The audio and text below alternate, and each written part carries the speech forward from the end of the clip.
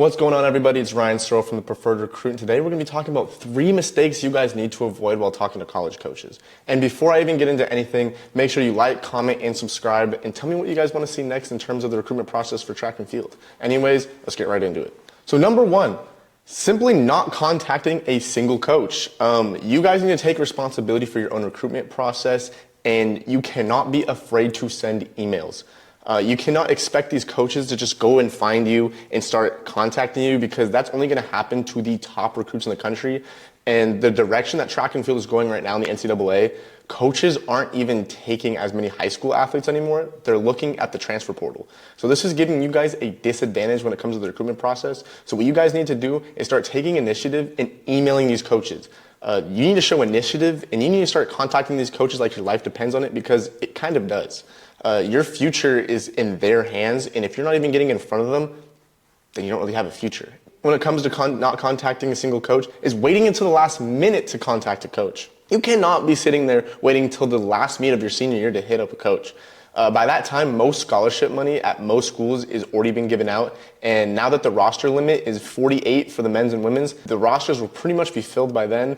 Obviously, there's last-minute recruitment, and some schools might have some openings, but in all, this is a terrible way to go about the recruitment process. Do not wait till the last minute. Establish a relationship before season. You get goal times, so if you hit those goal times, you get a spot. Number 2, inappropriate communication with coaches. Examples of inappropriate communication would be calling a coach by their first name, cussing on the phone /email/text, using slang, improper grammar, misspelled words, not being timely with responses. That's a big one. And another one is the opposite of that, which is blowing up a coach's phone. All these things are really simple and can easily be avoided. Calling coach by the first name, I ended up doing that on a phone call once, and the coach got really mad at me. He blew up on me on the phone, told me never to do that again. Luckily, I was already signed at the school.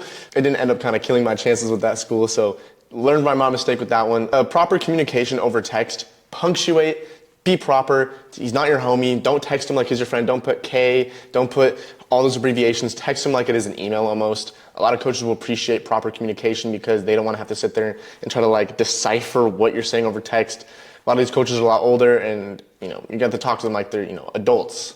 That's the biggest part of all this. Being timely with responses.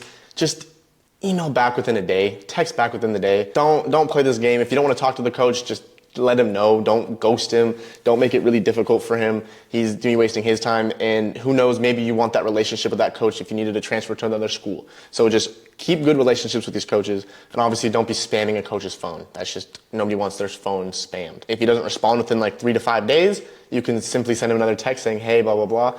But yeah, don't, coach. Don't do that. And number 3, ignoring the red flags. And this looks like 3 separate things. So let me just move my face over to the corner so I can kind of show you guys what 3 red flags you guys can't be ignoring. Coach red flags, athlete on the team red flags, and school red flags. So let's go over the coach red flags. If the coach isn't being 100% honest with you, that's an absolutely huge red flag. At the end of the day, a coach is a salesman because he is trying to sell you on a program. And what happens if you know you're being sold? You can sense it, you can feel it, it doesn't feel authentic. So authenticity and honesty from a coach are some of the biggest things to look for. If he's making false promises, like I said there, run for the hills. If he's like, oh, we can do this, we're gonna be doing this, we're gonna be doing this. No, look at what he is currently doing, not what he's planning on doing. Coaches are gonna try to sell you the dream. That's the whole point in sales, sell you Maui. Obviously the journey to get there is a lot more difficult. So pay attention to kind of the way he phrases things. Also, another thing is, what does their commitment look like to that current school? Coaches bounce around schools a lot. When I got to my school at UCSB, my coach left within 2 years. When I got to my new school, they just got a new coach. He's only been there for 2 years. So coaches are constantly rotating. So you have to find out how committed he is personally to the school. And obviously there's things that are out of their control, like having a new AD come in. And when new ADs come in, they fire people. And it is usually the track and field team because it is one of the least profitable sports. That's just kind of how it goes. It's political, it's the industry. Next is observing the athletes on the team. When you go on a visit, you have an opportunity to interact with the athletes, talk with them, and see how they interact with each other. Look at their overall vibe. If they're all overly happy and getting along too well, the program probably isn't that good, and the coach is probably telling them to get their stuff together for the visit. Really be observant with the interactions. If it looks more natural, they're just getting along. Some people don't really talk to each other too often. Look at that as well, because that's more natural. And also look at the improvement. Are the kids really improving under this coach, or are they just getting worse? Look at their freshman year times, look at their current times, and see if the coach is really doing his job. Obviously, the coach can make a million excuses, but the numbers tell the true story. If you have an opportunity to pull them aside and talk to them one-on-one, be so honest with them. Be like, listen, I'm going to be committing my life here for the next 4 years. Please just be honest with me. Is this a place where I can see myself growing? Is the coach really all that? Is the school really all that? Like, just don't BS me. And 9 times out of 10, they're going to give you a pretty genuine and honest response. And then red flags in the school. This is very dependent on what you're looking for the first option. So poor location. If you don't care about location of the school, you can just ignore that one. Some people like having their schools in certain locations, so it's just something to throw out there. Lack of resources. Look and pay attention to the training room. That is a huge indicator if the school is going to have, access to real resources. If there's a very small training room, 2 benches, like 1 trainer, chances are the school has no money. And if they don't have resources, they're not going to be able to allocate any to you. Pay attention to little things like that. Do they have a good high jump mat? Does the track have cracks in it? Little things like that you got to start paying attention to when it comes to resources.